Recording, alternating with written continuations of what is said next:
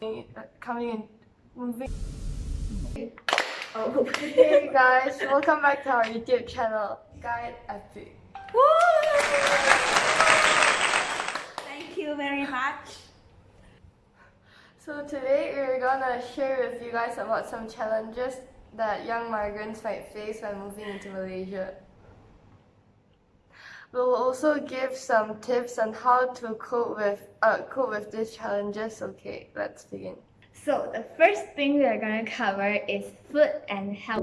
For migrants in Malaysia, they may not be used to the spicy food in Malaysia, so I can suggest that they try to order less spicy level of food at first, then slowly increase the spiciness to the normal rate of Malaysian food.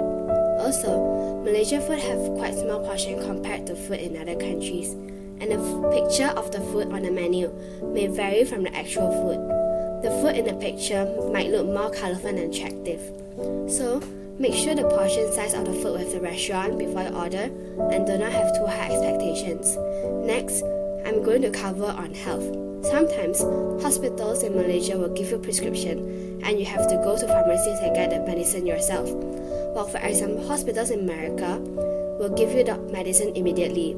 Other than that, migrants will also get sick because of the change of weather and time differences. So remember to prepare enough thin clothing and short sleeves to get used to the hot weather here, and also prepare some sweaters for indoors. Lastly, try to adjust to the time differences and do not do too much activities in the first few days. Lots of migrants do not know how to find good and valuable restaurants, Hospitals and pharmacies. So here are some places for you guys to refer to. For well-known hospitals in Malaysia, there are Glen Eagles Medical Center, which was formerly known as the most expensive hospital in the country. It continued to grow and expand to provide good healthcare services and is still very much regarded as one of the top hospitals in Malaysia today. Panta Hospital Group, it's among the most established medical centers in Malaysia and is very popular among those from the high-income groups.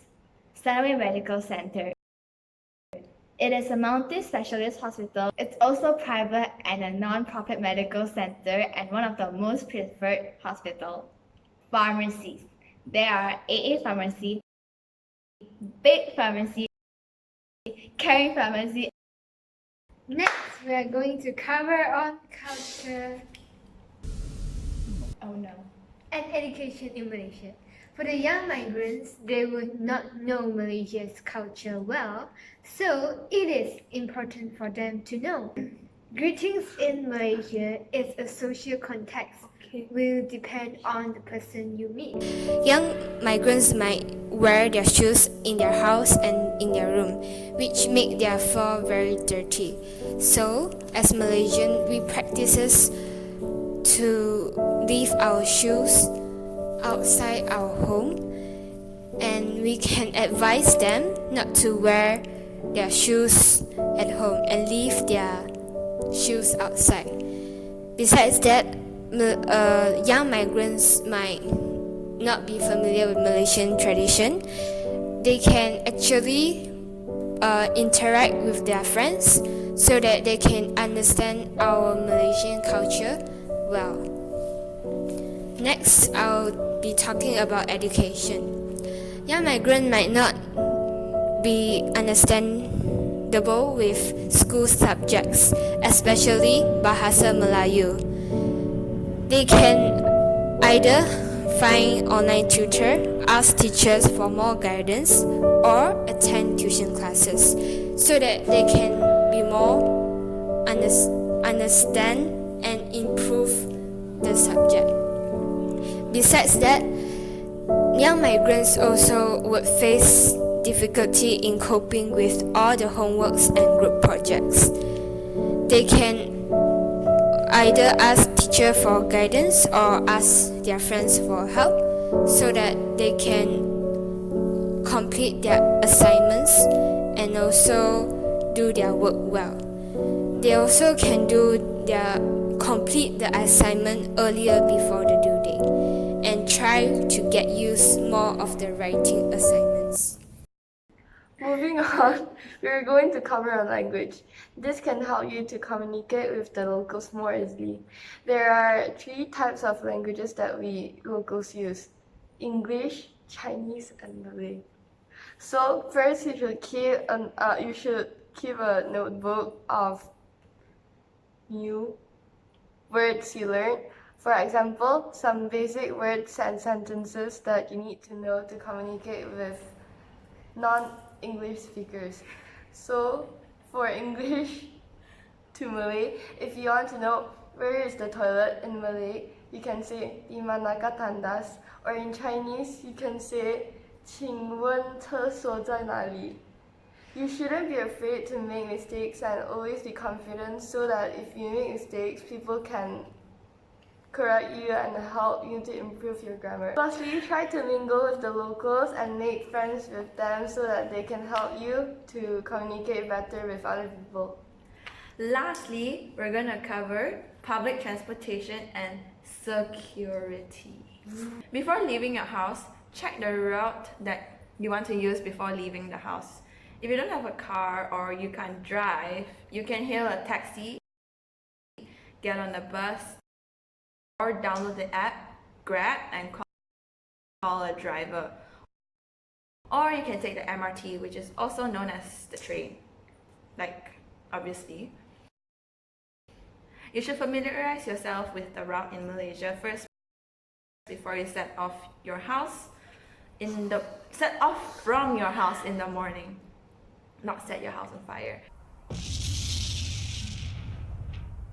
Nowadays, not many people use taxi, but there are still taxi stands for you to go and wait for a taxi if the taxi stand is nearby your house. The bus is a bit more used than taxis, but not as many as before.